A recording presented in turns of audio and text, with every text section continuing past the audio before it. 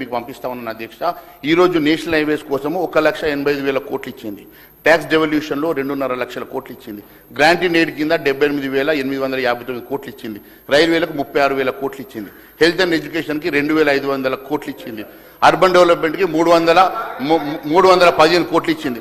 Rural jobs minister గారు దేశంలో 29 రాష్ట్రాలకు ఇచ్చేటువంటి ఇచ్చి మేము ఇచ్చిన చెప్తే ఇది మంచి అసత్య ప్రచారం అధ్యక్ష, సత్యదూరం ఇది.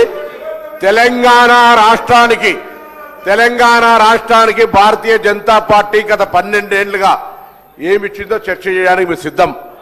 ఊరికేనే మాటలకు మాత్రం పరిమితమై బడ్జెట్లో నిధులు రాలేదని మనం తీర్మానం చేసిన మాట చేస్తా ఉన్నా.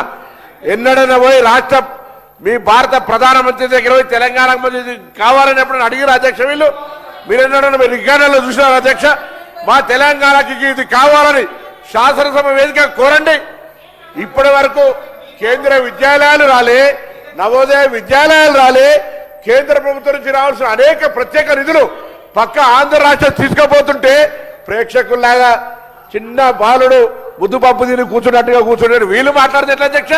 కండువలు వేసుకోగానే రాముడు గారు గాంధీ గారు స్వతంత్రోద్యమం 30 ఏళ్ళు చేస్తే ఆంగ్లేయులు ఒక్క దెబ్బ కొట్టలేదు అధ్యక్ష.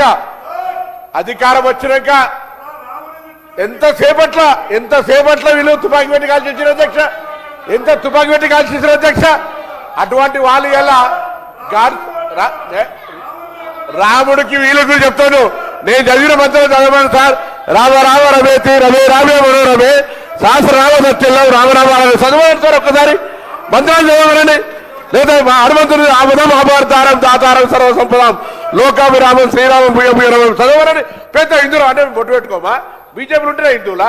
ఇది చాలా పెద్ద అబద్ధమైనటువంటి ప్రచారం అధ్యక్ష. ఎంతసేపు మేమే దేశము సింగిల్ ఏంది అధ్యక్ష? ఇది తెలంగాణకు తెచ్చి మాట్లాడరు, లేకపోతే దుకాణం తాళం వేసుకోండి. ఇంకా నిన్న అసెంబ్లీకి వచ్చి అధ్యక్ష మీరున్నారు, స్పీకర్కి వచ్చి రిప్రజెంటేషన్ గౌరవ సభాధిపతికి రిప్రజెంటేషన్ చేయొచ్చు.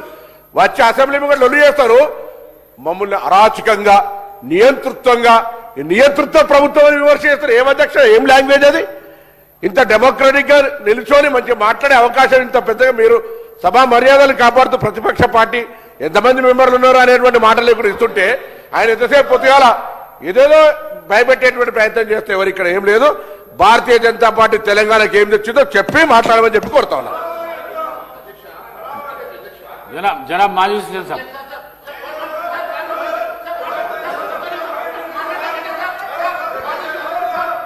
शुक्रिया स्पीकर साहब. Sir, I take the opportunity to participate in the general discussion of the state budget. ఒక్క నిమిషం అధ్యక్ష, ఇంత రప్చర్ చేస్తున్నారు అధ్యక్ష. నేను కూడా హిందూని అధ్యక్ష.